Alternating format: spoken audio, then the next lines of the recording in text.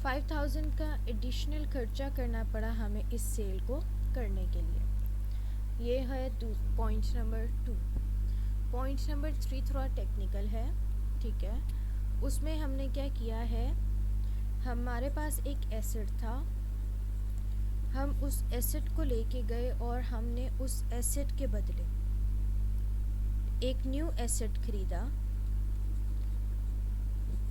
और उस एसेट के साथ हमने कोई कैश या कंसिडरेशन भी पे किया, मतलब कंसिडरेशन एसेट हो गया, एसेट के साथ हमने कैश पे किया और एक न्यू एसेट जो है वो परचेज़ करके ले आए। इसको डिटेल से बाद में देखते हैं। और नंबर 4 है, कहता है मशीन्स आर डेप्रिशिएटेड, मशीन्स जो डेप्रिशिएट हुई हैं एट 15%, रेट है 15% का, per annum using the reducing balance method, और मेथड जो यूज़ हुआ है वो है रिड्यूसिंग बैलेंस मेथड।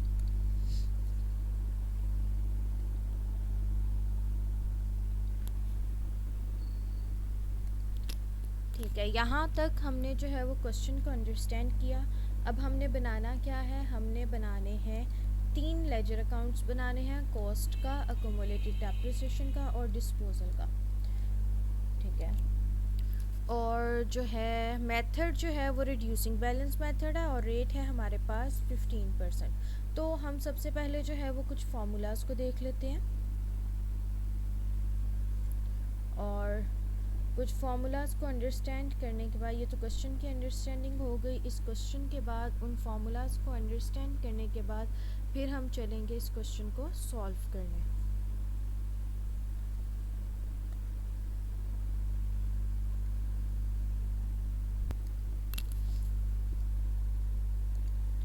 हाँ जी, तो सबसे पहली बात जो हमने देखना है वो है रिड्यूसिंग बैलेंस मेथड कौन सा है, ठीक है। फार्मूलाज देख रहे हैं हम, ज़्यादा डिटेल में नहीं जा रहे इसकी। तो हमारे पास बेसिकली होता क्या है, रिड्यूसिंग बैलेंस मेथड में 2 फार्मूलाज हैं, एक नेट बुक वैल्यू, उसको मल्टीप्लाई कर देते हैं हम रेट से, तो हमारे पास डेप्रिसिएशन आ जाती है। अब ये नेट बुक वैल्यू कैसे कैलकुलेट होती है, नेट बुक वैल्यू में हम कॉस्ट में से लेस करते हैं अकोमोलेटेड डेप्रिसिएशन, ठीक है, जो प्रीवियस ईयर्स की इकट्ठी हुई होती है, और जब हम कॉस्ट में से अकोमोलेटेड डेप्रिसिएशन लेस करते हैं तो हमारे पास नेट बुक वैल्यू आती है। तो यहीं से दूसरा फॉर्मूला जनरेट होता है जिसको हम कहते हैं cost minus accumulated depreciation into rate. तो ये हमारे पास जो है वो दूसरा फॉर्मूला आ गया डेप्रिसिएशन का।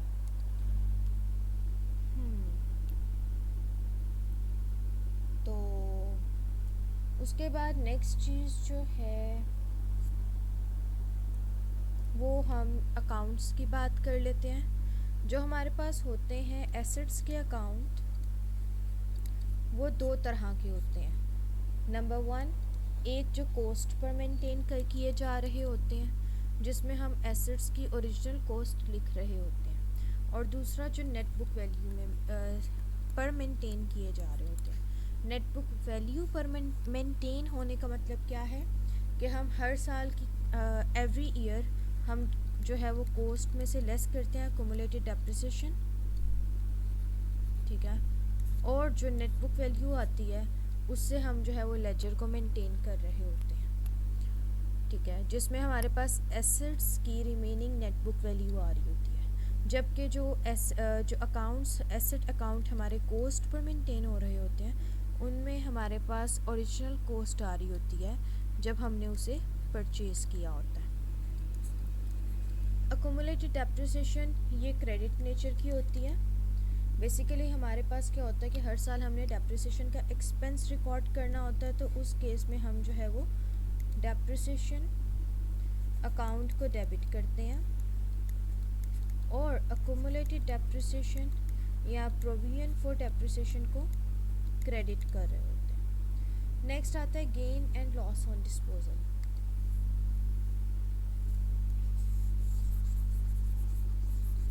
इसका अकाउंट कैसा होता है, ये अगर हमारे पास डिस्पोजल अकाउंट है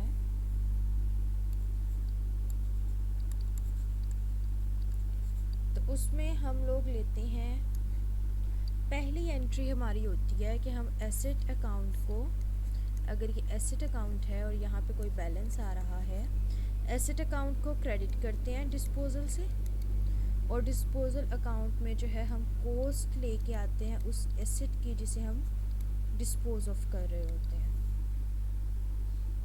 ठीक है, अब एसेट की कॉस्ट आ गई यहाँ पे, यहाँ पे आएगी उसकी अक्यूमुलेटेड डेप्रिसिएशन क्रेडिट साइड पर। ठीक है, अगर हमने जो है वो एसेट को डिस्पोज ऑफ करने के लिए कोई खर्चा किया हुआ है तो वो जो है, जिस तरह यहाँ पे कॉस्ट ऑफ डिस्पोजल है, तो वो कॉस्ट ऑफ डिस्पोजल भी जो है वो डेबिट साइड पे आती है।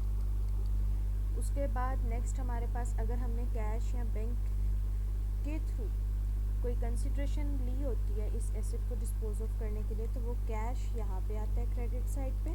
असल में कैश डेबिट होता है और डिस्पोजल अकाउंट क्रेडिट होता है। इसी तरह से अक्यूमुलेटेड डेप्रिसिएशन का अकाउंट डेबिट होता है, डिस्पोजल अकाउंट क्रेडिट होता है। मशीन एसेट का अकाउंट क्या होता है, क्रेडिट होता है, तो डिस्पोजल अकाउंट डेबिट होता है।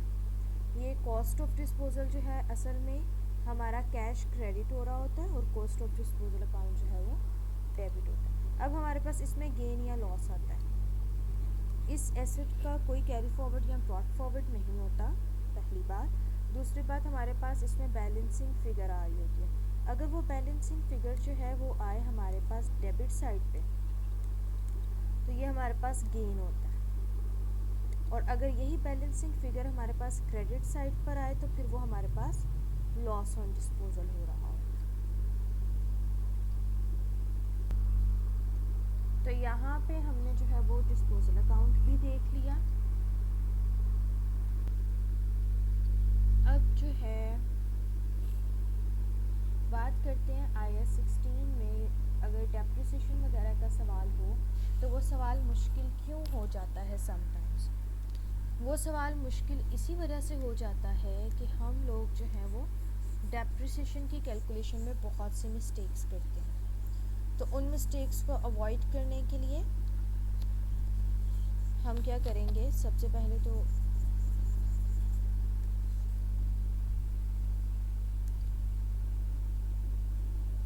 हम जो है वो एक फॉर्मेट सेट कर लेंगे। ठीक है, जब भी आपने डेप्रिसिएशन की वर्किंग करनी है तो आपने सबसे पहले इस तरह से वर्किंग बना लेनी है। जैसे वर्किंग नंबर 1 है, डेप्रिसिएशन कैलकुलेट करनी है। ठीक है, यहाँ पे सबसे पहले आप लिखें डेट, उसके बाद आप लिखें डेट लिख लें या मंथ लिख लें। उसके बाद आप लिखेंगे, अब आपका मेथड पे डिपेंड करता है। अगर तो आपका है स्ट्रेट लाइन मेथड तो आपके पास कॉस्ट पर रेट अप्लाई होता है। कॉस्ट मल्टीप्लाई करेंगे इसको रेट से और उसको मल्टीप्लाई करेंगे टाइम फैक्टर से। हम लोग जो मिस्टेक्स करते हैं वो मोस्टली इसी वजह से होती हैं कि हम टाइम फैक्टर को इग्नोर कर देते हैं। टाइम फैक्टर आ गया तो आपके पास आगे जो है वो डेप्रिसिएशन एक्सपेंस आ जाएगा। इसी तरह से अगर आपका है वो रिड्यूसिंग बैलेंस मेथड, तो फिर आप क्या करें, आप लिखें डेट या मंथ। अब यहाँ पे जो है वो आएगा formula cost less accumulated depreciation, bracket लगा दें, into rate into time factor, तो आपके पास डेप्रिसिएशन एक्सपेंस आ जाएगा। वर्किंग जब आपने करनी है आप ऊपर एक दफ़ा फॉर्मूला लिख लें और टाइम फैक्टर को कंसीडर करते जाएं कि क्या अगर आपने एक साल लिया है 2015 से 2016 का साल लिया, तो क्या 2015 से 2016 के 12 महीने हमने एसेट को यूज़ किया है या 12 के 12 महीने हमारे पास था, या फिर जो है वो मिड ऑफ द ईयर, या फिर जो है वो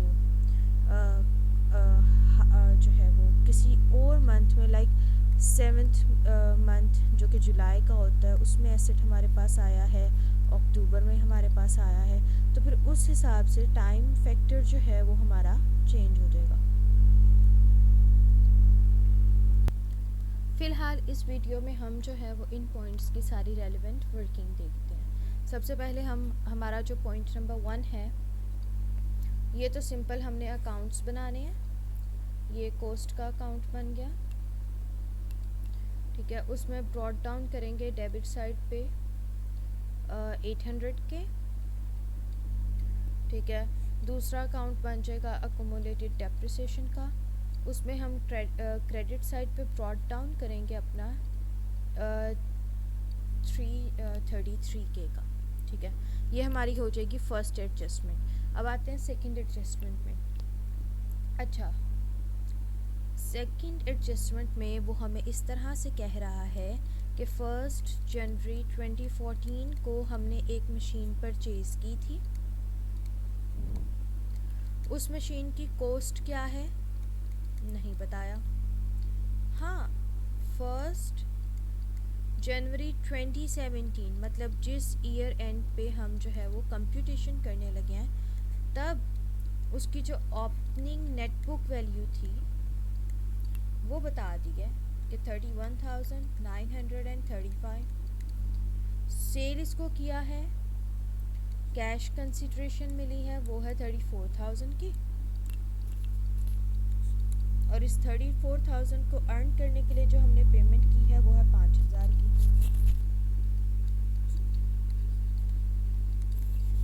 अब यहाँ पे सवाल उठता है कि हमने जो है एसेट मेंटेन करना है कॉस्ट पर, तो हम यहाँ से जब डिस्पोजल लेस करेंगे तो वो भी होगा ऑन कॉस्ट, लेकिन कॉस्ट तो हमें पता ही नहीं है।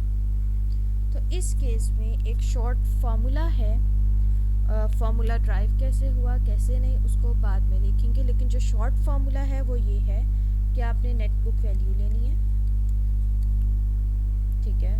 नेट बुक वैल्यू को मल्टीप्लाई करना है 1 माइनस जो रेट गिवन है into minus n। Net book value का आपको पता है r रेट है, n है number of years. Number of years जब डेप्रिसिएशन हमने जो है वो कॉस्ट में से लेस की है और हमारे पास नेट बुक वैल्यू आई है। जिस तरह इस केस में देखें, नेट बुक वैल्यू है हमारे पास नेट बुक वैल्यू है हमारे पास 31,000, कॉस्ट हमने निकालनी है, तो नेट बुक वैल्यू है 31,935। मल्टीप्लाई करेंगे 1 माइनस रेट क्या चल रहा है 15%। नंबर ऑफ ईयर्स क्या होंगे, 1 जनवरी 14 को खरीदी थी, ठीक है। 14, 15, 16, 17, 1, 2, 3, 3 साल हमने उसको जो है वो अपने पास रखा है और 2017 में हमने उसको सेल किया, ठीक है। तो 3 साल की डेप्रिसिएशन जो है वो ऑलरेडी इस नेट बुक वैल्यू में से लेस हुई है, तो यहाँ पे हम लिख देंगे -3।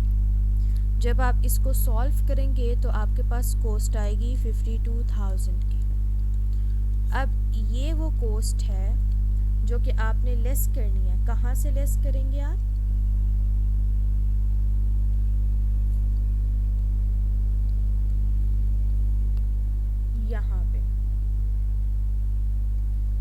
यहाँ पे आप लिखेंगे डिस्पोजल 1, जो पहला डिस्पोजल हो रहा है उसकी कॉस्ट है 54,000, ठीक है।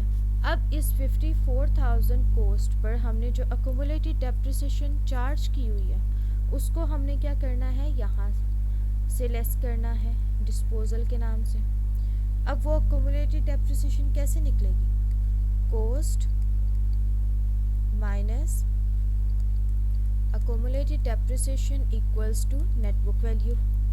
net book value given है, cost भी मिल गई है 52,000 की, तो accumulated depreciation यहाँ से हम निकाल लेंगे और उसको क्या करेंगे यहाँ पे लिख देंगे। अब आते हैं नेक्स्ट पर। यहाँ पे जो ट्रिकी पॉइंट था वो यही था कि नेट बुक वैल्यू से हम कॉस्ट किस तरह से निकाल सकते हैं।